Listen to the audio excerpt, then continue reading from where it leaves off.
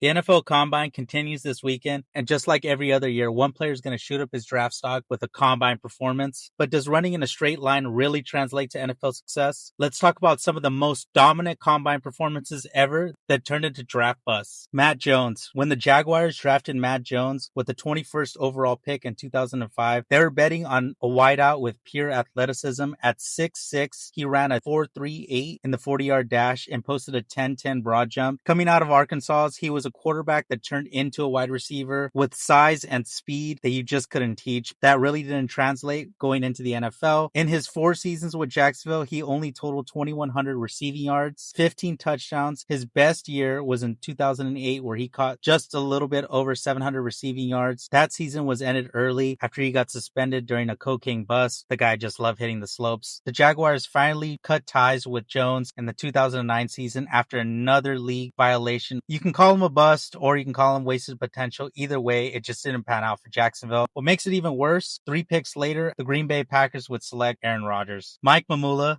the original workout warrior. In 1995, Mamula dominated the Combine with a 13.5-inch vertical, 26 reps on the bench, a 4.58 40, and a 49 Wonderlic score was off the charts on there. He's one of the first players to specifically train for the Combine, and it worked out because the Eagles were so impressed they traded up to the 7th overall pick to draft him. Mamula wasn't a complete disaster though. He had 31.5 career sacks in 5 seasons with the Eagles, but he never became that franchise changer that they expected out of him. And the worst part, the reason why he makes this list, is what the Buccaneers did with those picks that were traded to them. The Bucs selected Warren Sapp. The Bucs would then flip the additional picks they got from the Eagles and land Derek Brooks, 2 Hall of Famers in 1 draft. So I guess at the end of the day, Mamula did change a franchise, but it wasn't his own. Darrius Heyward-Bey, I'm sure plenty of Raider fans remember this. In 2009, the Raiders drafted Heyward-Bey with the 7th overall pick after running a 4.3 in the 40-yard dash. And this was in the Al Davis era. So if you remember or if you know about the Davis era, it was speed over everything. The problem was Heyward-Bey's college production at Maryland didn't really scream elite. Just 138 catches with 13 touchdowns in his entire career with Maryland. But at the time, Oakland fell in love with those traits. In 4 seasons with the Raiders, his best year was 64 catches for 975 yards. He ended up playing 10 seasons in the league and bounced around a couple of teams. He only finished with 13 career touchdowns. The speed was real, but the impact just wasn't really there. Kevin White. White might be one of the most frustrating what-if stories in the NFL. At the 2015 Combine, he ran a 4.35 at 6'2.5". He also added a 36.5-inch vertical, everything you want in a WR1. And the Bears took that shot to get him, drafting him with the 7th overall pick. And that's where pretty much all the hype died. In his rookie season, he didn't play a single snap due to injury. Over 3 seasons in Chicago, he caught just 25 passes for 285 yards, 0 touchdowns. He later had brief stops in New Orleans and San Francisco, but could never put it together. His career ended in 2022 with 0 touchdowns. The size, the speed was there, but the production wasn't. John Ross. Ross gave us maybe one of the most hyped Combine moments ever. In 2017, he ran a 4.22 40, breaking Chris Johnson's record, and that was enough for Cincinnati to draft him with the 9th overall pick. But from there, it was just injuries, inconsistencies, and missed opportunities. He was released after just 3 seasons with the Bengals. He finished his career with 63 receptions, just over 900 yards, and 11 touchdowns. And just to make things worse, the pick immediately right after Ross was Patrick Mahomes. Oh look, a New York Jet makes the list again. Vernon Gholston. Gholston put up elite numbers across the board in the 2008 Combine, posting a 4.56 40, 36 bench reps, and a 125-inch broad jump. At Ohio State, he had 22.5 sacks in just 34 games, including 14 sacks in his final season with the Buckeyes. The Jets saw a prototype pass rusher and took him at the 6th overall pick. This is where it just went downhill from there. 0 sacks, not one single sack, making him the only top 10 pick since sacks were officially tracked to never record a single sack. After 3 seasons, he had 42 tackles and just 1 quarterback hit. The Jets would eventually release him. For all the physical tools in the world, the production production never showed up for Gholston, and honestly, it was just a disappointment all around. Taking the top spot, Tony Mandarich. In 1989, Mandarich's combine numbers were wild for an offensive lineman, running a 4.65 40, 39 bench reps, a 30-inch vertical, and a 10.3 broad jump at over 300 pounds. They nicknamed this guy the Incredible Bulk at the time. The Packers took him with the second overall pick in 89, calling him one of the best prospects ever, but contract holdouts, attitude concerns, and on-the-field struggles quickly followed. By 1991, he allowed 21 sacks and 36 knockdowns. He lasted just 3 seasons in Green Bay before being cut. After his career ended, Mandarich admitted to steroid use leading up to the draft and replacing the steroid use with heavy alcohol and painkiller abuse while in the NFL. Mandarich is the only top 5 pick from the 1989 draft to not be inducted into the Hall of Fame. The others, Troy Aikman, Barry Sanders, Derek Thomas, and Deion Sanders, all legends. Mandarich did not live up to the hype, nor did he live up to the expectations that were put on him in the 1989 draft.